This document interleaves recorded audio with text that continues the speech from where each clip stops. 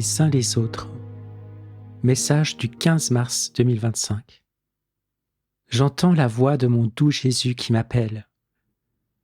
Ma fille, ma douceur, écoute, car ton Seigneur t'enseigne.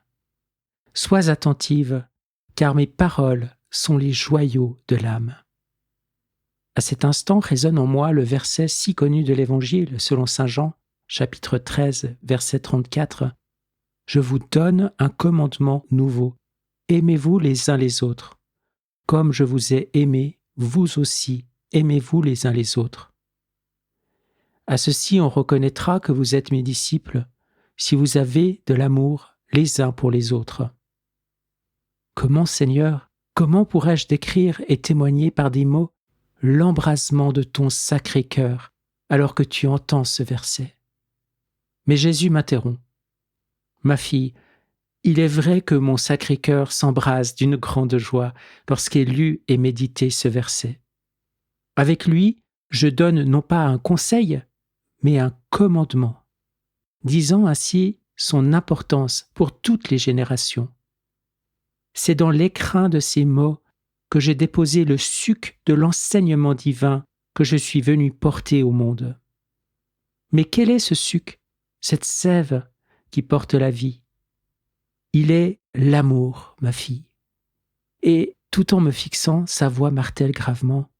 Oui, l'amour. Je suis venu révéler Dieu, car Dieu est amour. Et en dehors de Dieu, il n'est rien. Ne vous ai-je pas appris que celui qui me voit le Père?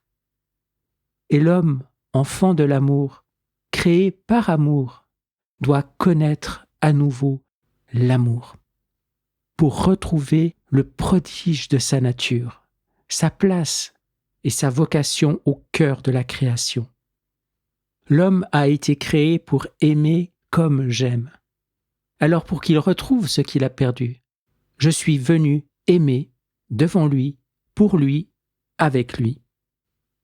Dans la création, les niveaux de conscience et de raison diffèrent. Cependant, tout ce qui est créé est une œuvre de l'amour et porte un éclat de l'amour qui génère et entretient toute existence. Comment comprendre la création si on ne connaît pas l'amour? C'est en apprenant à aimer que l'on découvre et connaît l'amour. L'homme doit comprendre la création puisqu'elle lui a été remise. Pour l'homme créé à l'image et à la ressemblance divine, l'amour est la mesure, la jauge de la communion entre Dieu et lui. Je te dirais que jamais l'homme n'est aussi beau que lorsqu'il est l'ostensoir de l'amour. Mais pour aimer, il faut être libre, car aimer est un acte libre. Aussi ai-je donné la liberté à l'homme comme dot des noces auxquelles je l'appelle. L'amour ne s'impose pas, l'amour se propose et sait s'abaisser, si cela est nécessaire, pour combler ce qu'il chérit.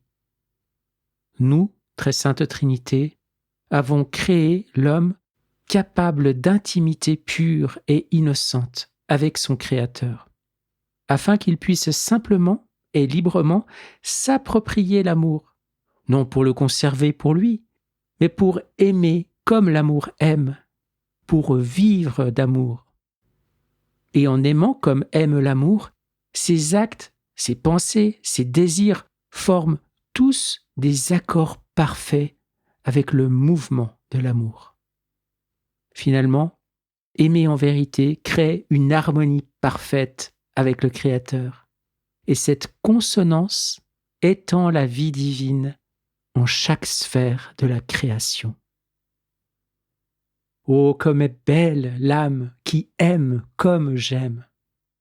Ainsi l'amour veut se livrer dans la créature humaine. Et que veut livrer l'amour, ma fille? Il veut livrer ce qu'il a de plus grand, de plus admirable, sa faculté d'aimer. Je regarde Jésus et lui demande un temps de repos. J'ai besoin de respirer pour m'habituer à cette immensité de l'amour qui se dévoile devant moi à chaque phrase. et m'appelle en elle. Jésus le comprend et me calme. Un seul de ses sourires a suffi pour cela. Il reprend. Aimer, c'est tout donner et se donner soi-même, car l'amour est miséricordieux. C'est la faculté de l'amour de se donner sans se diviser, mais en se multipliant. Si l'amour s'oublie lui-même, c'est pour combler ce qui lui est précieux, mais sans rien perdre de ses puissances. L'amour n'est pas passif. Sa vie divine est mise en mouvement par sa volonté omnipotente.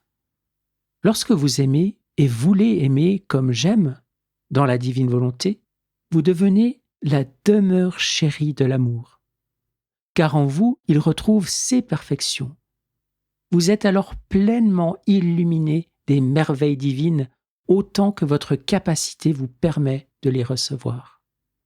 Chaque acte d'amour accompli dans ma volonté prend l'éclat, la beauté et la majesté d'un astre souverain qui resplendit dans les cieux de la création. C'est ce qui arriva à ma sainte naissance.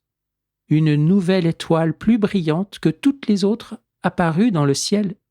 L'amour avait regagné l'humanité et sa gloire resplendissait, s'inscrivant, comme toutes les œuvres divines, dans l'éternité, aux yeux de tous, pour le bien de tous. C'est pourquoi je te dirais que, lorsque l'homme n'aime plus, il prive Dieu de la gloire qui lui est due. Car celui qui se livre à l'amour fait les œuvres de l'amour et rend témoignage à l'amour. Oh, ma douceur, il n'est rien au-dessus de l'amour. Lorsque j'appelle et commande à l'homme d'aimer comme je l'aime, je l'invite à recouvrer sa nature d'enfant de Dieu. Et puisqu'il n'est pas de vie, pas de sainteté, en dehors de l'amour, je l'invite à la sainteté. Je lui dis aussi qu'en s'appropriant mon amour pour aimer, il communie aux œuvres de l'amour et les aime en vérité. C'est ainsi qu'il pourra aimer son prochain parce qu'il aura en lui, comme bien propre, l'amour du Père, du Fils et de l'Esprit pour lui. Quelle grandeur et quel enrichissement lui sont donnés. Il est vrai que par sa désobéissance, l'homme perdit l'amour, mais il conserva l'espérance de la retrouver. Cette désunion laissa ses sens désemparés, et ses puissances humaines, séparées de la raison divine, formèrent la pire des abominations, l'amour-propre. L'homme, assoiffé d'amour, mais coupé de sa source vive, est contraint de boire l'eau stagnante de son ego démesuré qui le rend malade et creuse en lui l'insatisfaction et l'amertume. Aussi, rétablir le règne de l'amour en l'humanité fut la première nécessité pour son salut.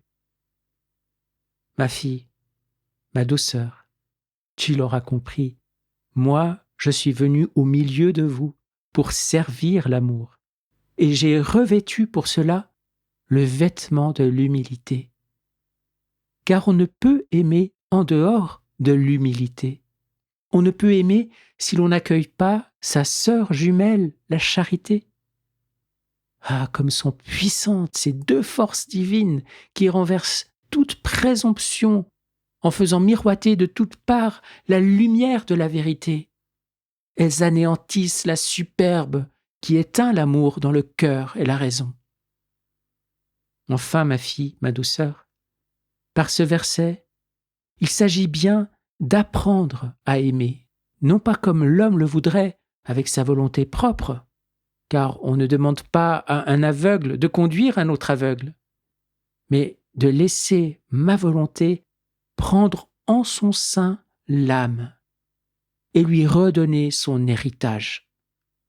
Là est la révolution à laquelle est appelé chacun. N'aie pas peur et laisse-moi faire. Donne-moi ta confiance et moi je te donnerai le cœur de Dieu. Ces paroles me propulsent soudain dans l'étroitesse de tout mon être. Mes limites sont si vite atteintes. Comment pourrais-je aimer comme Jésus aime ? Comment aimerais-je comme Dieu aime ? Jésus impose le calme en moi. Et comme pour mettre un point final à mon bavardage intérieur, il me souffle à l'oreille. « Chut, le chemin est ouvert. La vie dans ma divine volonté. Aie confiance. Ne suis-je pas Dieu ? Je te bénis. Je suis Jésus-Christ en gloire. »